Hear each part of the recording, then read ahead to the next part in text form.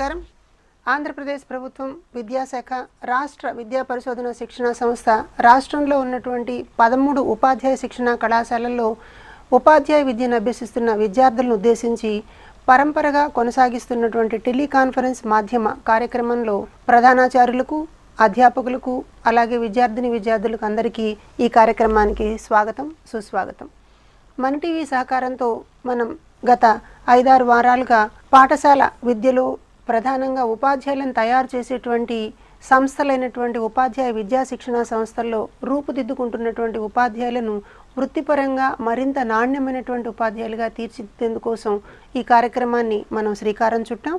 దీనికోసం కళాశాలలకు, గ్రంథాలయాల్లో ఉపయోగించేటువంటి పుస్తకాల్లో ప్రపంచవ్యాప్తంగా అత్యంత ప్రతిష్టాత్మకమైనటువంటి రచయితలు రచయించినటువంటి విద్యావేత్తలు తెలియజేసినటువంటి పుస్తకాలని గ్రంథాలయాలకు అందించాం. వీటిని ఉపయోగించుకుని ఆయా కళాశాలల్లో వాళ్ళకి ఎంపిక చేయబడినటువంటి ఒక పుస్తకాన్ని తీసుకుని దాని మీద పిల్లలు విస్తృతంగా పరిశీలించి, పరిశోధించి తమ అనుభవాలను జోడిస్తూ సమాచారాన్ని ఇతర కళాశాలల్లో ఉన్నటువంటి విద్యార్థులతో పంచుకోవడానికి ఈ కార్యక్రమాన్ని మనం రూపకల్పన చేశాం.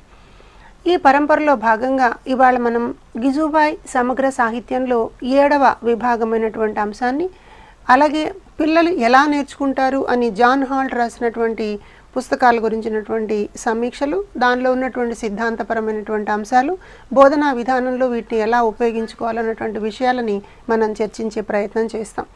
ఈ కార్యక్రమంలో ఈ విషయాలను మనకు తెలియజేయడానికి ప్రకాశం జిల్లా ఉపాధ్యాయ శిక్షణ సంస్థలో చదువుతున్నటువంటి విద్యార్థులు, అలాగే శ్రీకాకుళం జిల్లా ఉపాధ్యాయ శిక్షణ సంస్థలో చదువుతున్నటువంటి విద్యార్థులు ఇవాళ టెలికాన్ఫరెన్స్ కార్యక్రమానికి హాజరయ్యారు. వాళ్ళ నుంచి మనం ఈ 2 పుస్తకాలలో ఉన్నటువంటి విద్యా తత్వాన్ని, బోధనా విధానాన్ని తెలుసుకునేటువంటి ప్రయత్నం చేద్దాం.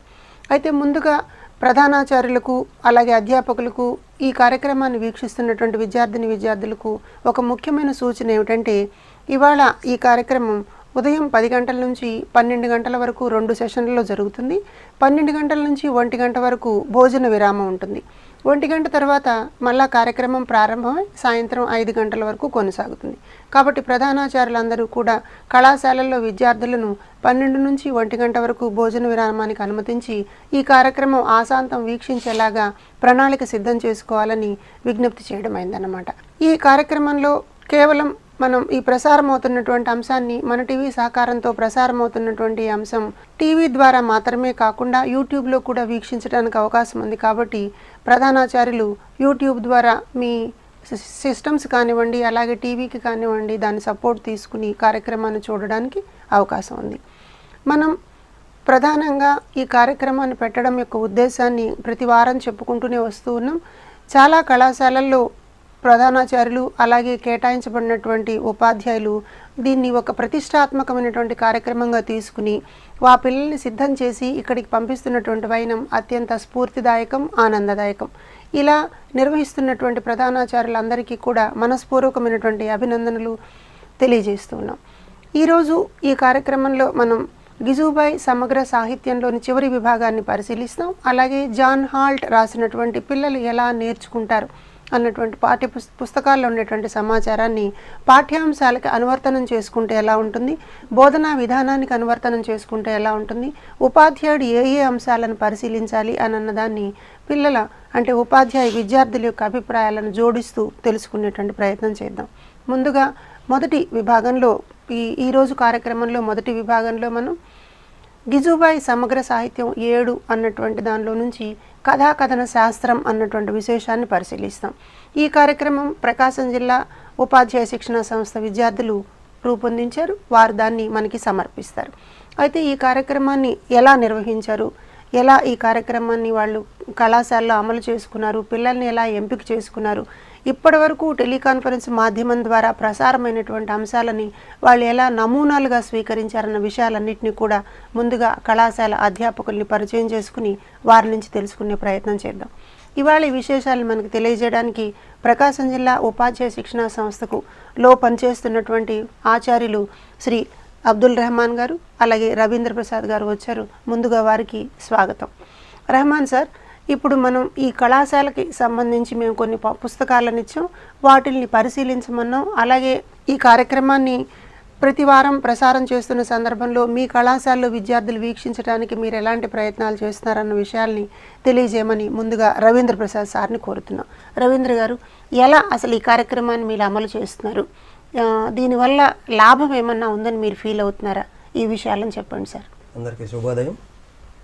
ఈనాటి ప్రత్యక్ష ప్రసారాన్ని వీక్షిస్తున్నటువంటి వివిధ జిల్లా విద్యా శిక్షణా సంస్థల ప్రధానాచార్యులు మరియు ఉపన్యాసకులకు నా నమస్కారములు. అలాగే ఛాత్రోపాధ్యాయులందరికీ నా శుభాభినందనలు. ముఖ్యంగా ఇటీవల కాలంలో ఏపీ ఎస్సీఆర్టీ డైరెక్టర్ గారైన శ్రీ దుక్కిపాటి మధుసూదన్ రావు గారు మరియు కోఆర్డినేటర్ గారైన రమేష్ గారి ఆధ్వర్యంలో ఉపాధ్యాయ విద్య బలోపేతం చేయడానికి గాను ఇలాంటి ప్రోగ్రాంలు నిర్వహించడం చాలా శుభ పరిణామం. ప్రపంచవ్యాప్తంగా విద్యారంగానికి సేవలు అందించిన విద్యావేత్తలు మరియు తత్వవేత్తలు రచించిన 34 పుస్తకాలను, ఒక్కొక్క పుస్తకం 10 సెట్ల చొప్పున మొత్తం 340 పుస్తకాలను రాష్ట్ర వ్యాప్తంగా అన్ని జిల్లాల డైట్లకు అందజేయడం జరిగింది.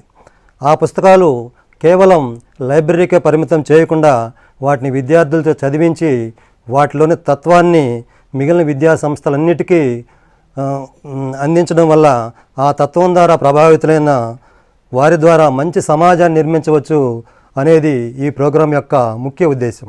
అలా మా విద్యా సంస్థకు అందజేసిన పుస్తకాలలో ఈ కార్యక్రమానికి మేము ఎంచుకున్న పుస్తకం గిజుబాయి సమగ్ర సాహిత్యం 7వ భాగం. అందుకుగాను మా సంస్థ నుండి 5 విద్యార్థులను ఎంచుకొని వారికి ఆ పుస్తకాలను అందజేసి వారిచే సమగ్ర పరిశోధన చేయించడం జరిగింది.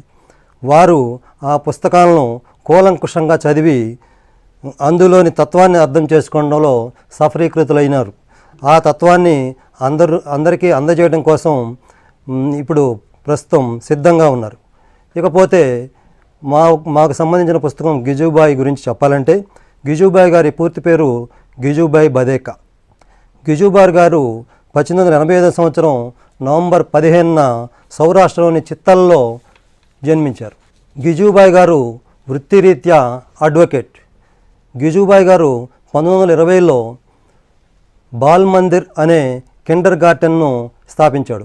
అలాగే 1925లో మొట్టమొదటి టీచర్ ట్రైనింగ్ కాలేజీను స్థాపించారు. గిజుబాయిని గుజరాత్లో మూచాలి మా అని పిలిచేవారు. మూచాలి మా అంటే మీసాలున్న అమ్మ అని అర్థం. గిజుబాయి గారు తల్లిదండ్రులకు ఉపాధ్యాయులకు ఉపయోగపడే విధంగా సుమారు 17 ఉత్తమ పుస్తకాలను రచించారు. ఇవి బాలల జీవితాన్ని లోతుగా అధ్యయనం చేయడానికి ఉపయోగపడతాయి. ఈ పుస్తకాలలో మాంటిసోరీ పద్ధతి, పగటి కళ మరియు కథా బోధనా పద్ధతి అత్యంత ముఖ్యమైనవి. వీటిలో పగటి కళ అనేది అత్యంత ప్రాచుర్యం పొందింది. ఈ మూడు పుస్తకాలు చాలా మౌలికమైనవిగా భావించవచ్చు. గిజుబాయి గారు మాంటిసోరీ పద్ధతిలో నవీన బోధనకు శ్రీకారం చుట్టారు. పిల్లలను ఆదర్శవంతమైన పౌరులుగా తీర్చిదిద్దే అవకాశం ఒక ఉపాధ్యాయుడికే మాత్రమే ఉంది, మరే ఉద్యోగికి లేదు అనేది గిజుబాయి యొక్క భావన. ఉపాధ్యాయుల్లో ఎంతోమందికి తన వృత్తికి కావలసిన అర్హత కంటే ఎక్కువ విద్యార్హతలు ఉన్నాయి. కానీ ప్రాథమిక పాఠశాల ఉపాధ్యాయులకు అలాంటి ఎక్కువ విద్యార్హతలున్న ఉపాధ్యాయులు అవసరం లేదు. వారి స్థాయికి దిగి ఎప్పుడైతే వాళ్ళకి అర్థమయ్యే రీతిలో లాలించి అట్లా చెప్తారో వాళ్ళనే ఎక్కువగా పిల్లలు ఇష్టపడతారని గిజుబాయి గారు భావించేవారు. అట్లాగే గిజుబాయి గారు ప్రతి ఉపాధ్యాయుడు పాడటం నేర్చుకుని ఉండాలి అని అంటాడు. అలాగే సంగీతాన్ని సాహిత్యాన్ని కూడా విద్యలో ఒక భాగంగా విద్యార్థులకు చేయమని చెప్తారు. అలాగే గిజుబాయి గారు పిల్లలకు అధిక ప్రాధాన్యం ఇవ్వాలి, పిల్లలను గౌరవించాలి అనేది కూడా గిజుబాయి యొక్క అభిప్రాయం. గిజుబాయి పుస్తకాలను కానీ ఒక్కసారి చదివితే ఉపాధ్యాయులు ఉన్న వారిలో ఎంత ఓపిక కావాలో, ఎంత సహనం కావాలో, అలాగే పిల్లలకు కొత్త పద్ధతుల్లో ఎలా బోధించాలో మరి తెలుస్తుంది అలాంటి పుస్తకాలు చదివినందువల్ల. పిల్లలను నేర్చుకోవడానికి అలాగే దండనల కంటే పొగడ్తలు, ప్రోత్సాహకాలు ఎక్కువగా పనిచేస్తాయని గిజుబాయి గారి యొక్క ప్రగాఢ నమ్మకం. ఇలాంటి పద్ధతులను సుమారు 100 సంవత్సరాల క్రితమే రుజువు చేసి చూపించిన మహావిద్యావేత్త గిజుబాయ్ గారు. గిజుబాయ్ గారు 1939వ సంవత్సరం జూన్ 23న మృతి చెందారు. ఇక ఈరోజు గిజుబాయ్ సమగ్ర సాహిత్యం 7వ సంబంధించిన గురించి మా విద్యార్థులు మీకు వివరిస్తారు. ఈ సమగ్ర సాహిత్యానికి సంబంధించినటువంటి పరంపరలో అన్ని విశేషాలని కూడా, అన్ని పాఠ్యపుస్తకాలని ఒక్కొక్క డైట్ మనకి అందజేయడం అన్నది చాలా ఆనందకరమైనటువంటి సన్నివేశం. నిజానికి ఉపాధ్యాయ నిర్మాణం జరిగేటువంటి క్రియలో, అంటే ఉపాధ్యాయ శిక్షణా కేంద్రాలలో ఉపాధ్యాయులు రూపుదిద్దుకునేటువంటి సందర్భంలో మనం జాగ్రత్త పడాల్సినటువంటి అంశం ఏమిటి అని అంటే, విభిన్న బోధనా విధానాలని, విభిన్న సిద్ధాంతాలని, విభిన్న ఆచరణాత్మకమైనటువంటి ప్రక్రియల్ని ఉపాధ్యాయ విద్యార్థులకు పరిచయం చేయడం ద్వారా వారు భవిష్యత్తులో ఒక మంచి ఉపాధ్యాయుడిగా రాణించడానికి అవకాశం ఉంటుందన్నటువంటి మహదాశయంతో ఈ కార్యక్రమాన్ని మనం ప్రవేశపెట్టాం. దీని నుంచి వస్తున్నటువంటి స్పందన కూడా చాలా సంతోషం కలిగిస్తోంది. భవిష్యత్తు పట్ల ఒక ఆశని రేకెత్తిస్తోంది. ఈ రంగంలో ఈ దిశగా కృషి చేస్తున్నటువంటి ప్రధానోపాధ్యాయులందరికీ కూడా మరొకసారి హృదయపూర్వకమైనటువంటి ధన్యవాదాలు తెలియజేసుకుంటున్నాం. అయితే ప్రకాశం జిల్లా ఈ ఉపాధ్యాయ శిక్షణా సంస్థలో ఈ కార్యక్రమాన్ని ఎలా నిర్వహిస్తున్నారన్నటువంటి విషయాల్ని మరొక ఉపాధ్యాయులు ఉన్నారు, వారిని అడిగి కూడా తెలుసుకుందాం. అబ్దుల్ రెహమాన్ సార్, మీరు ఎలా ఈ కార్యక్రమాన్ని అమలు చేస్తున్నారు, మీ కళాశాల అన్న వివరాలను తెలియజేయండి సార్. అందరికీ నమస్కారములు. ప్రైవేటు ఉపాధ్యాయ శిక్షణా సంస్థలను బలోపేతం చేయటానికి భాగంగా విద్యార్థి ఉపాధ్యాయుల బోధనా అభ్యసన నైపుణ్యాలను మెరుగుపరచడానికి, బోధనా అభ్యసన ప్రక్రియలు వేగవంతం చేయడానికి, సులభతరం చేయడానికి, బోధనా అభ్యసనము ఆనందదాయకము అనే భాగంగా ఈ టెలికాన్ఫరెన్స్ కార్యక్రమాన్ని మన విద్యాశాఖ కమిషనర్ గారు ఏర్పాటు చేసినందుకు మేడం గారికి, ప్రభుత్వ విద్యాశిక్షణ సంస్థ మైనంపాడు ప్రకాశం జిల్లా ప్రిన్సిపాల్ శ్రీ పివి శేషుబాబు గారు మరియు బోధనేతర సిబ్బంది తరఫున హృదయపూర్వక నమస్కారములు.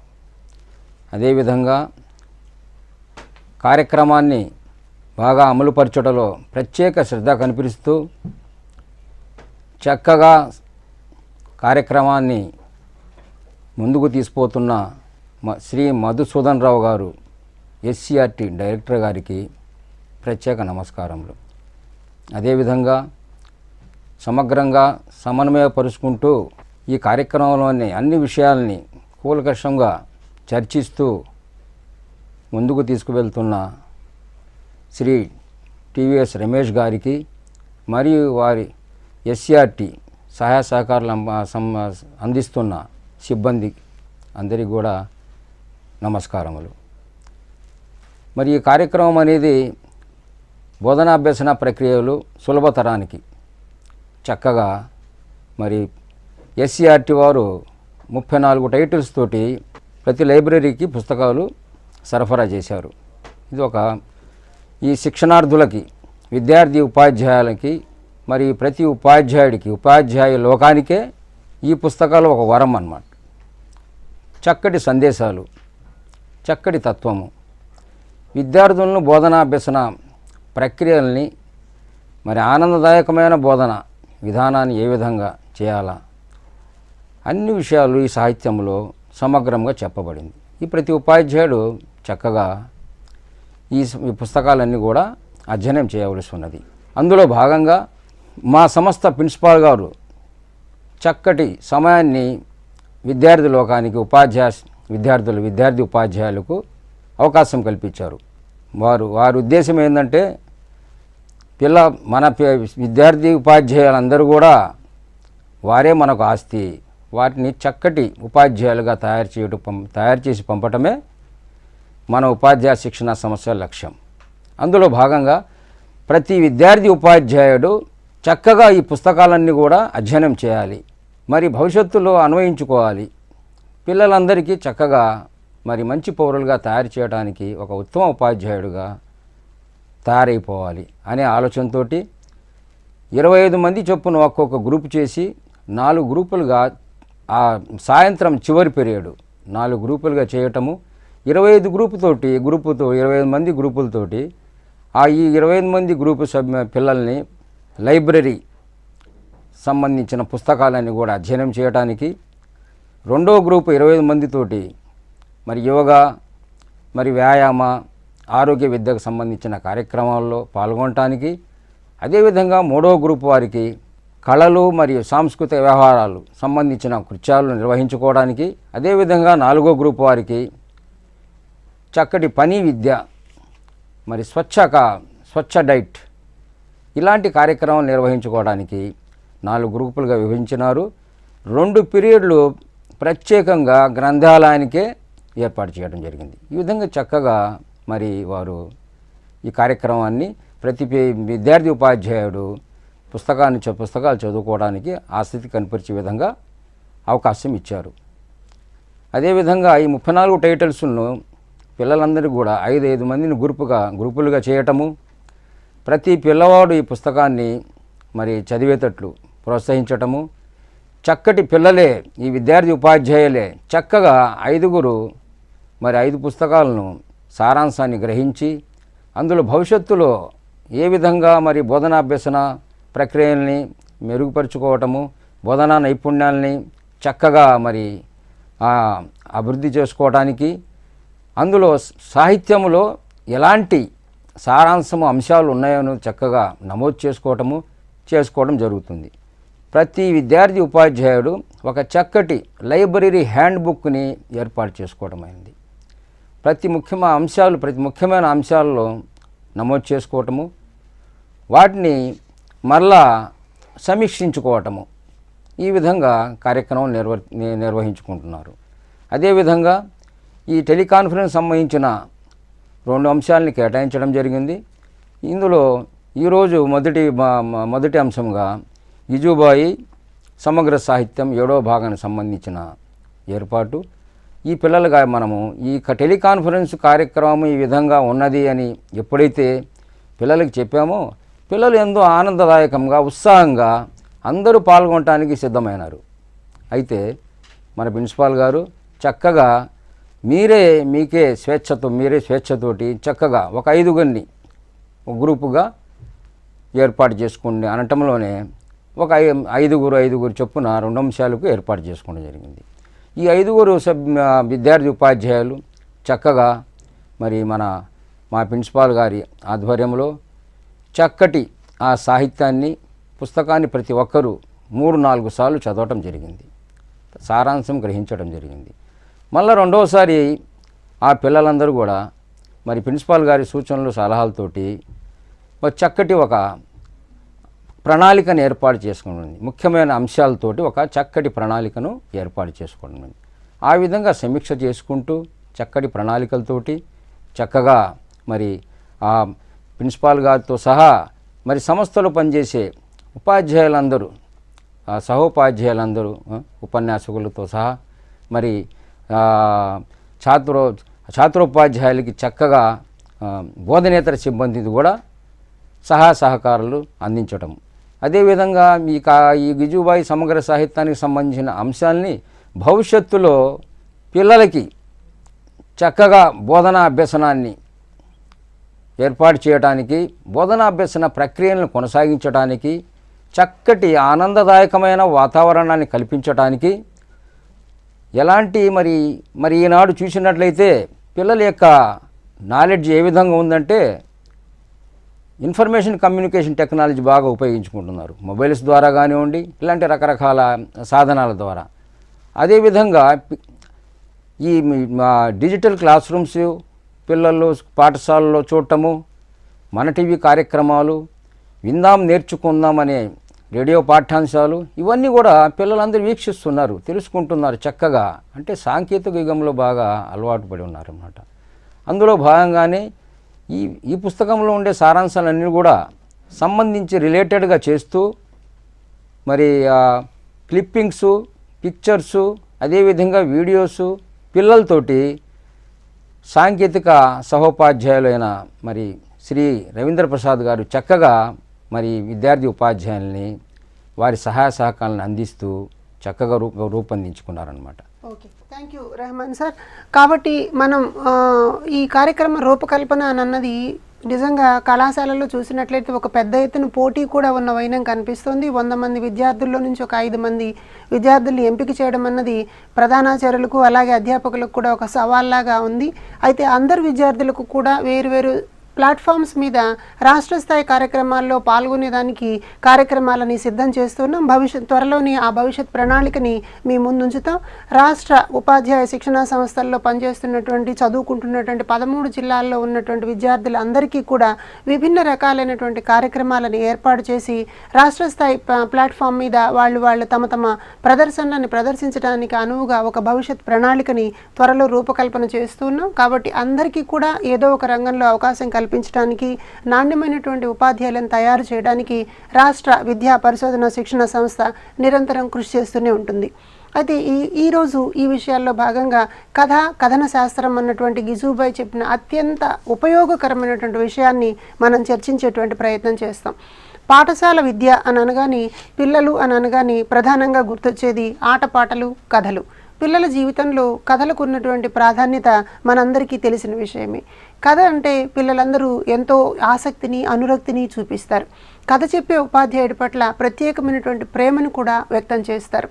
ఉపాధ్యాయులు తరగతి గది బోధనలో కథలకి అత్యంత ఎక్కువ ప్రాధాన్యతనిస్తారు. అయితే గిజుబాయ్ ఈ అంశాన్ని చాలా నిశితంగా పరిశీలించారు. కథ అంటే ఎలా ఉండాలి, కథని చెప్పే విధానం ఎలా ఉండాలి, ఎలాంటి కథలను ఎంపిక చేసుకోవాలి, కథల వల్ల అసలు ఏమైనా ఉపయోగం ఉంటుందా, ఉంటే అది ఎలాంటి ఉపయోగం ఉంటుంది, ఈ సందర్భంలో ఉపాధ్యాయుని యొక్క పాత్ర ఏమిటి, అలాగే పరిపాలకులు, న్యాయ నిర్ణేతలు లేకపోతే పాలసీ మేకర్ల యొక్క పాత్ర ఏమిటి అన్నది కూడా ఆయన చాలా స్పష్టంగా మనకి సూచనలు తెలియజేశారన్నమాట. ఆయన జీవితంలో పాఠశాలల్లో విద్యార్థులతో గడిపినటువంటి అనుభవంతో కథల యొక్క ప్రాధాన్యతని మనకు అందించేటువంటి ప్రయత్నం ఈ 7వ సంపుటంలో మనకు దొరుకుతూ ఉంది. నిజానికి గిజుబాయ్ కథ చెప్పేటువంటి విధానాన్ని ఒక సైన్స్ లాగా పరిగణిస్తారు. అందుకని దీనిని ఆయన కథన శాస్త్రము, the science of teaching stories అని అంటారు. కాబట్టి ఇది ఒక సైంటిఫిక్ అంశంగా మనం దృష్టిలో ఉంచుకున్నప్పుడు గిజుబాయ్ ఈ పుస్తకం గురించి ఏం చెప్తున్నారు, ఏమేమి అంశాలు ఈ 7వ సంపుటంలో మనం తెలుసుకోవచ్చు అన్నటువంటి విషయాల్ని ప్రకాశం జిల్లా ఉపాధ్యాయ విద్యా శిక్షణ సంస్థలో 2వ సంవత్సరం ఉపాధ్యాయ విద్యను అభ్యసిస్తున్నటువంటి విద్యార్థులు ఉన్నారు. మొదటగా దీపక్. ఈ కార్యక్రమానికి దీపక్కి స్వాగతం. దీపక్, మీరు ఈ అంశాన్ని ఎలా పరిశీలించారు? గిజుబాయ్ సమగ్ర సాహిత్యానికి సంబంధించి సంక్షిప్తమైనటువంటి సారాంశాన్ని తెలియజేయమని కోరుతున్నాం. ముందుగా అందరికీ నమస్కారం. నా పేరు దీపక్ రాజ్. నేను గవర్నమెంట్ డైట్ మైనంపాడు ప్రకాశం జిల్లా నుంచి వచ్చాను. ముందుగా మాకు ఈ అవకాశం కల్పించిన SCERT డైరెక్టర్ శ్రీ దుక్కిపాటి మధుసూదన్ రావు గారికి, కోఆర్డినేటర్ రమేష్ గారికి, అదేవిధంగా మాకు అన్ని రకాల సహాయ సహకారాలు అందించి మమ్మల్ని ప్రోత్సహించిన మా కళాశాల ప్రిన్సిపల్ మరియు ఉపన్యాసకులందరికీ నా హృదయపూర్వక ధన్యవాదాలు. ఈరోజు టెలికాన్ఫరెన్స్లో భాగంగా మేము మీకు అందిస్తున్న పుస్తకం గిజుబాయ్ సమగ్ర సాహిత్యం 7.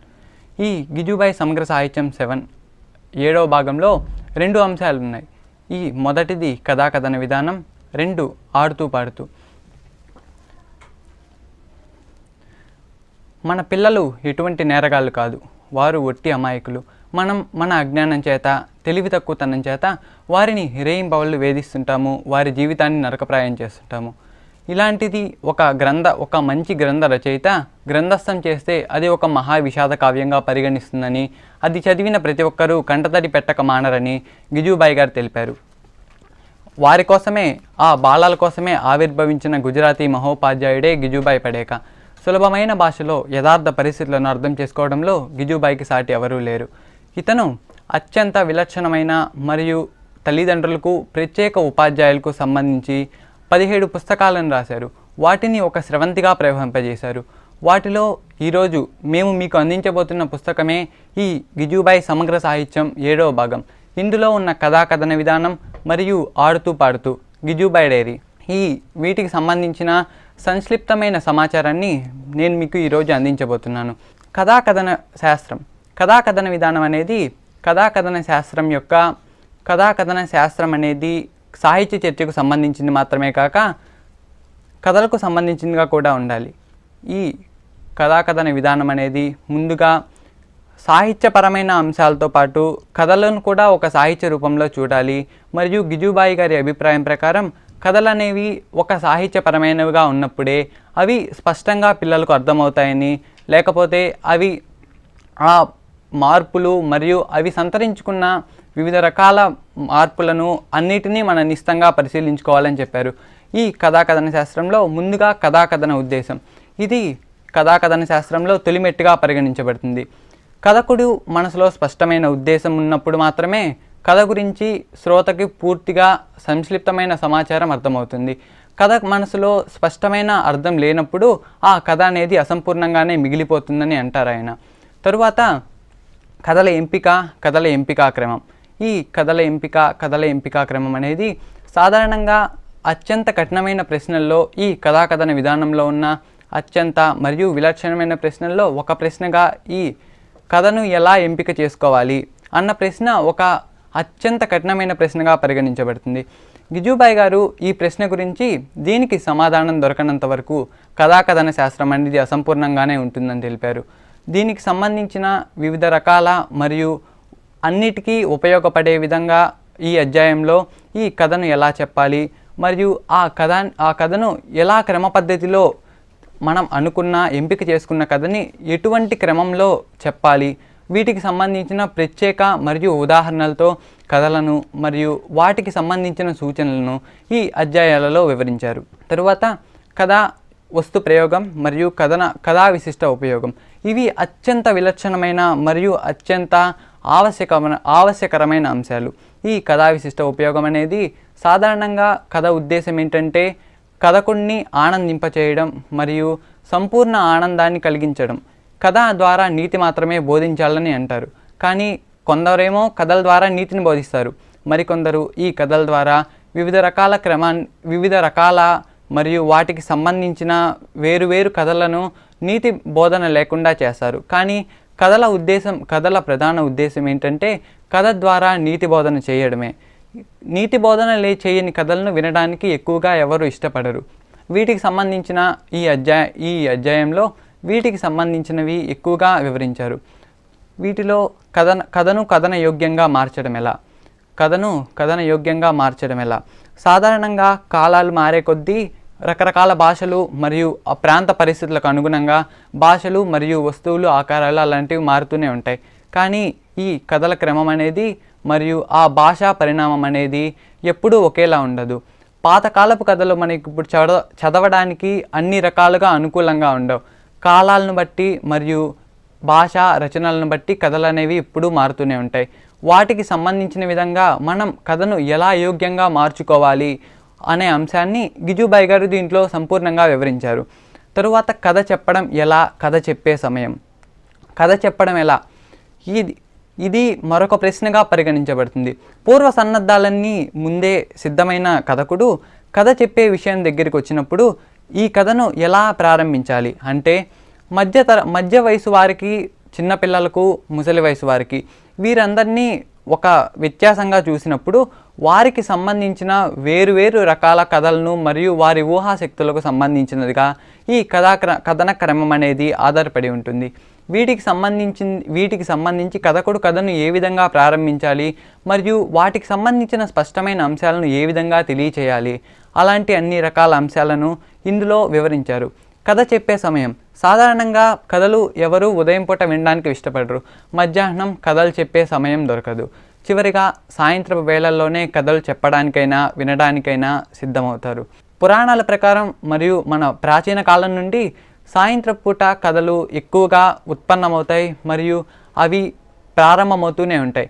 కథలు అనేవి అంతూ పంతూ ఉండదు. వాటికి ఎటువంటి భాష పరిజ్ఞానం అవసరం లేదు. ఒక చోట జరిగిన ఒక ప్రధాన అంశాన్ని కొంచెం మరికొంత అంశం జోడించి దాన్ని ఒక కథగా తయారు చేయవచ్చు.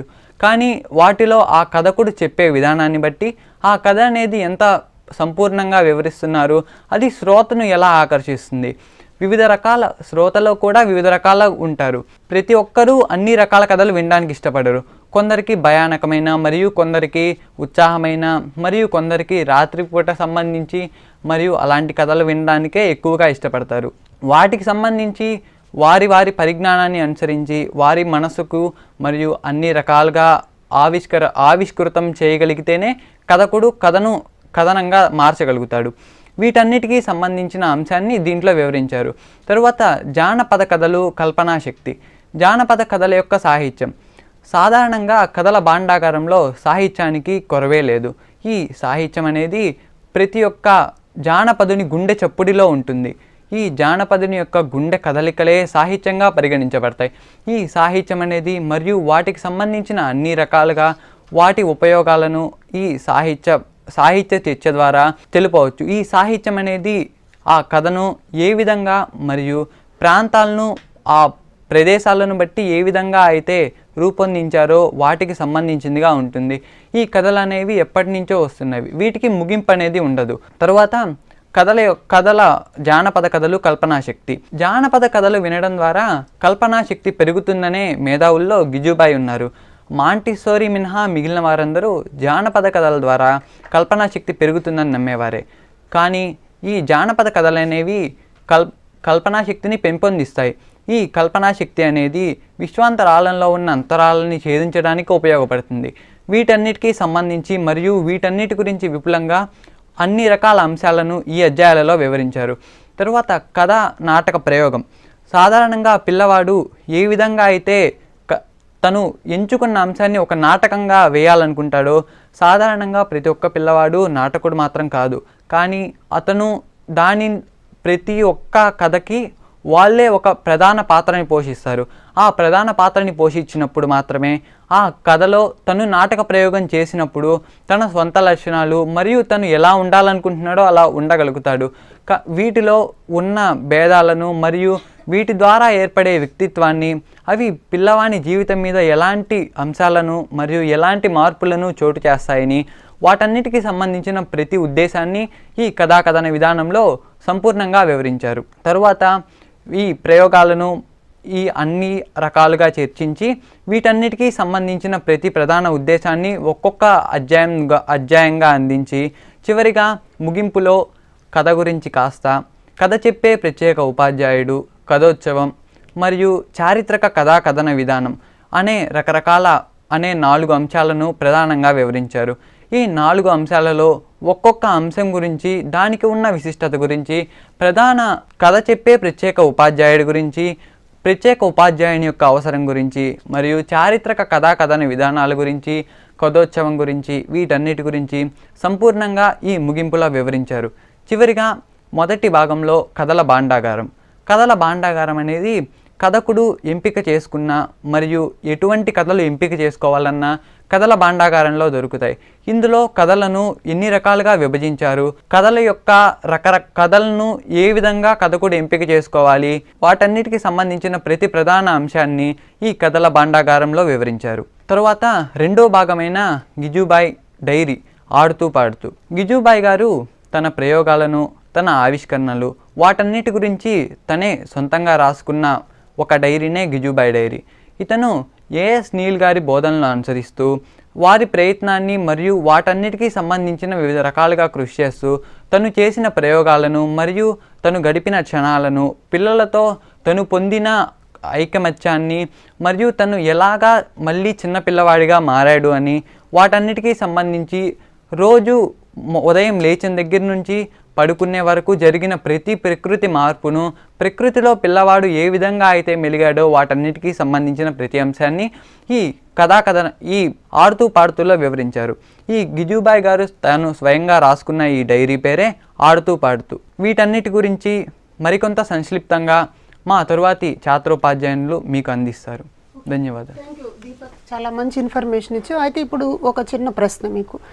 కథ వ్యక్తి వికాసానికి తోడ్పడుతుంది అన్నది గిజుబాయి యొక్క ఉద్దేశం. దీన్ని మీరు అంగీకరిస్తారా? ఎలా అది వ్యక్తి వికాసానికి దోహదపడుతుందో చెప్పగలరా?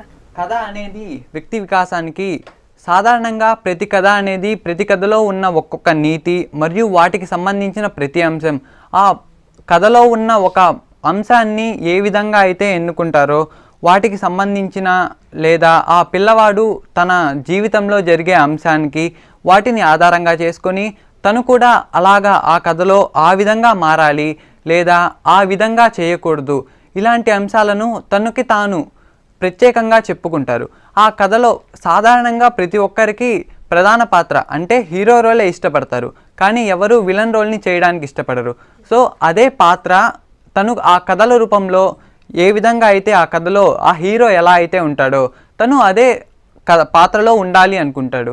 కాబట్టి అతను ఆ కథ ద్వారా అతనికి ఆ వికాసం అనేది పెరుగుతుంది. Okay, good. మరొక ప్రశ్న, ఇప్పుడు కథలు తరగతి గది బోధనలో ఒక ప్రధాన పాత్ర వహిస్తాయి అని అన్నది గిజుబాయ్ గారి యొక్క ఉద్దేశం. రేపొద్దున భవిష్యత్తులో మీరు ఒక టీచర్ అయ్యాక కథని ఎలా ఉపయోగించుకుంటారు, కథకి ఎలాంటి ప్రాధాన్యత ఇస్తారు?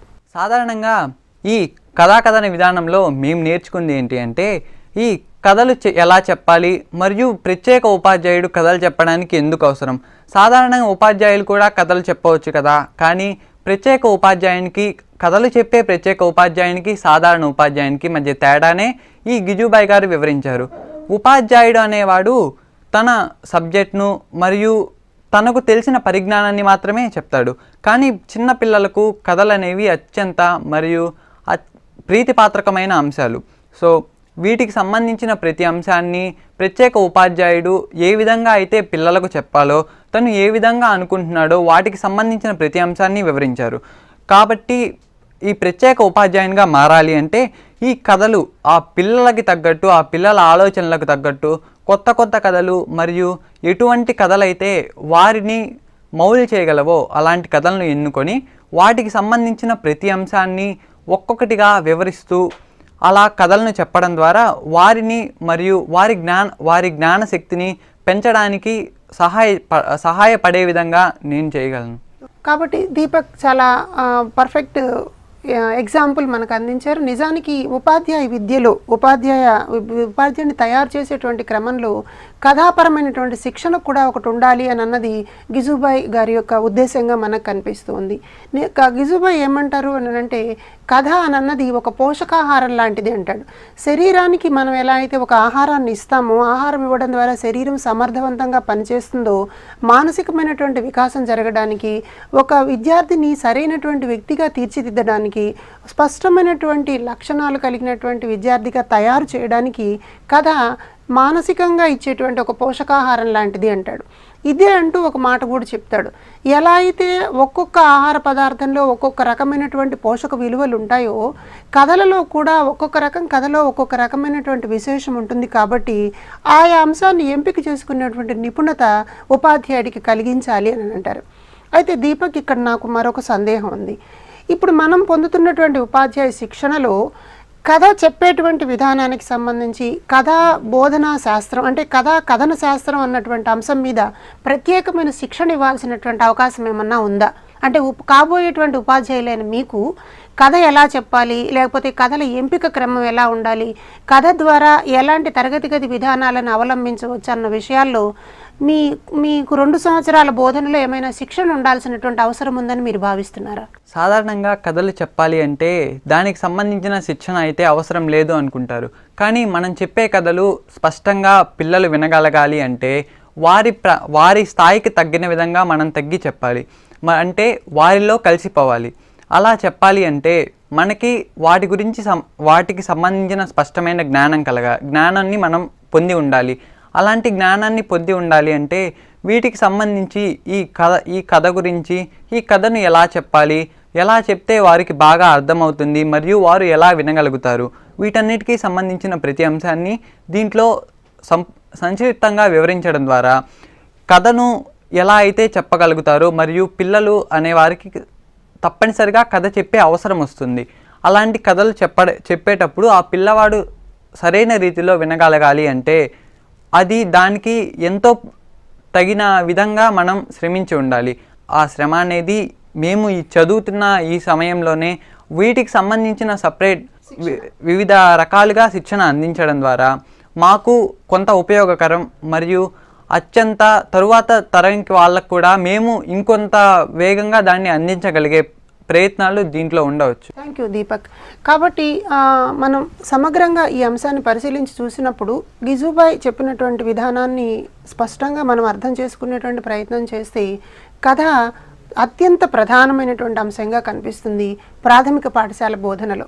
ప్రాథమిక పాఠశాలలో విషయాలను అందించడంతో పాటు విషయాన్ని అందించడానికి కథని ఒక మాధ్యమంగా ఉపయోగించుకోవడం ద్వారా, కథ ద్వారా సమాచారాన్ని చేరవేసేటువంటి ప్రయత్నం చేయడం ద్వారా పిల్లలు ఆ విషయాన్ని తొందరగా నేర్చుకోగలుగుతారన్నది కనిపిస్తుంది. అయితే ఇక్కడ మనకి గిజుబాయ్ గారు కొన్ని ప్రధానమైనటువంటి అంశాలను, ప్రత్యేక విషయాలను మన ముందు ఉంచుతున్నారు. కథ ఎందుకోసం చెప్తాం? ఇది సమాచారాన్ని అందించేటువంటి ప్రక్రియగా ఉంటుందా, లేదా ఆనందాన్ని అందించేటువంటి ప్రక్రియగా ఉంటుందా అని మనం చూసినప్పుడు కథ ఆనందానికి మాత్రమే కేటాయించబడినది అని మనం పూర్తిగా నమ్మాలి అంటారు గిజుబాయ్ గారు. అయితే కథ ద్వారా నీతిని తెలియచేయాలన్నా, లేకపోతే కొన్ని వ్యక్తిత్వ పరమైనటువంటి అంశాలను తెలియచేయాలన్నా అని అన్నప్పుడు పిల్లలు వేరు రకాలైనటువంటి అభిరుచులు కలిగి ఉంటారు. కాబట్టి వారి అభిరుచులకు తగినటువంటి కథల ఎంపిక చేసుకోవడంలో ఉపాధ్యాయుడు నిపుణత ప్రదర్శించాలి అంటారు. కథ ద్వారా నీతిని తెలియజేసేటువంటి ప్రయత్నం చేసినట్లయితే, నీతి కోసమే చెప్పేటువంటి ప్రయత్నం చేసినట్లయితే పిల్లలు ఆ కథల పట్ల ఆసక్తిని చూపించరు అని అన్నది కూడా వారు మనకు తెలియజేసేటువంటి విషయం. కాబట్టి కథ కేవలం నీతి కోసం మాత్రమే కాకుండా దానిని ఆనందించడానికి, ఆస్వాదించడానికి, ఆ పాత్రలో మమేకం కావడానికి, ఇందాక దీపక్ ఒక మాట అన్నారు, కథలో నాయకుడి పాత్రలో పిల్లలందరూ లీనమవుతారు కానీ ప్రతి నాయకుడి పాత్రలో లీనమవడానికి ఇష్టపడరు అని. నిజమే, గిజుబాయ్ చెప్పినటువంటి విషయం మనం చాలా స్పష్టంగా గుర్తుపెట్టుకోవాలి. ఆయన ఒక మాట అంటారు, పిల్లలందరూ జన్మతః అత్యంత మంచి మనస్తత్వం కలిగిన వాళ్ళు, అత్యంత మంచి గుణాలను రాసిపోసినటువంటి వారు సమాజంలోకి వచ్చాక, పాఠశాలలోకి వచ్చాక సమాజపు పరిస్థితులను పరిశీలించడం ద్వారా నెమ్మదిగా వారి మనసులు కలుషితమైపోతాయి. అందుకని కలుషితమైన మానవుడిగా తయారవుతున్నారు అని ఆయన ఆవేదన పడతారు. కాబట్టి ప్రాథమిక పాఠశాలలోకి వచ్చేటువంటి పిల్లలు నిజానికి అత్యంత సున్నితమైనటువంటి మనసు కలిగిన వాళ్ళుగా, సానుభూతి కలిగినటువంటి వాళ్ళుగా ఉండేటువంటి పిల్లలు. కాబట్టి వాళ్ళకి ఉదాత్తమైనటువంటి పాత్రలని, మంచి పాత్రలని, స్ఫూర్తిదాయకమైనటువంటి పాత్రలకు సంబంధించినటువంటి కథలని ఎంపిక చేసుకు చెప్పాల్సినటువంటి అవసరం ఉంది అని అంటారు. అయితే కథ మన మానవ జీవిత పరిణామ క్రమాన్ని చూసినట్లయితే ఆది మానవుల దగ్గర నుంచి, గుహలలో నివసించినటువంటి మానవుల దగ్గర నుంచి ఇవాళ ఆధునిక మానవుల దాకా కూడా ప్రతి మానవ సమాజం, అది ప్రపంచవ్యాప్తంగా భూగోళం మొత్తం మీద ఏ మానవ సమాజమైనా కూడా తప్పకుండా కథ ద్వారానే తమ సంస్కృతి సంప్రదాయాలని తర్వాతి తరానికి ప్రసారం చేసేటువంటి ప్రయత్నం చేసింది అని అన్నది చారిత్రక సత్యం. అందుకని కథ అన్నది మన సంస్కృతిని పరిరక్షించేటువంటి ఒక అంశం. మన సంస్కృతి సంప్రదాయాలని తర్వాతి తరాలకు అందించడానికి ఒక వారధిగా పనికొచ్చేటువంటి అంశం. కాబట్టి ఉపాధ్యాయుడు కథ పట్ల సాధికారతని ప్రదర్శించాల్సినటువంటి అవసరం ఉంటుంది. అన్ని మానవ సమాజాలు కూడా ఈ కథని ఆయుధంగా చేసుకుని, కథని ఆలంబనగా చేసుకుని, కథని వస్తువుగా చేసుకుని తమ ఆలోచనలని విస్తృతం చేసుకున్నటువంటి ప్రయత్నం చేశారు. మానవ సమాజాల పరిణామ క్రమాన్ని మనం పరిశీలించినట్లయితే అత్యంత సృజనాత్మకమైనటువంటి ఆలోచనలు అన్నీ కూడా కథలలోని పురుడు పోసుకున్న వైనం మనకు కనిపిస్తుంది.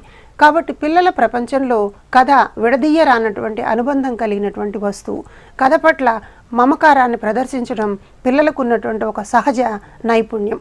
కాబట్టి దానిని ఆలంబన చేసుకుని, దానిని ఒక అవసరంగా చేసుకుని, దానిని ఒక సరైనటువంటి ప్లాట్ఫామ్గా తీసుకుని ఉపాధ్యాయుడు స్పష్టమైనటువంటి, ఉపయోగకరమైనటువంటి, వయసుకు తగినటువంటి, పిల్లల ఆసక్తికి సరిపోయేటువంటి కథలను ఎంపిక చేసుకుని చెప్పడం ద్వారా మంచి ఫలితాలను సాధించడానికి, మంచి విద్యార్థులను రూపుదిద్దడానికి అవకాశం కల్పించబడుతుంది అని గిజుబాయ్ మనకు తెలియజేస్తున్నారు.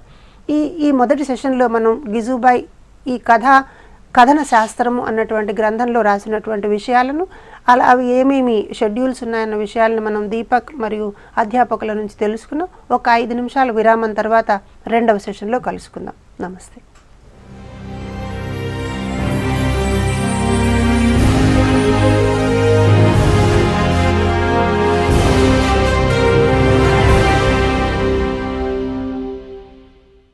మా వీడియోస్ నచ్చితే లైక్ చేయండి, కామెంట్ చేయండి అండ్ సబ్స్క్రైబ్ చేయడం మాత్రం మర్చిపోకండి.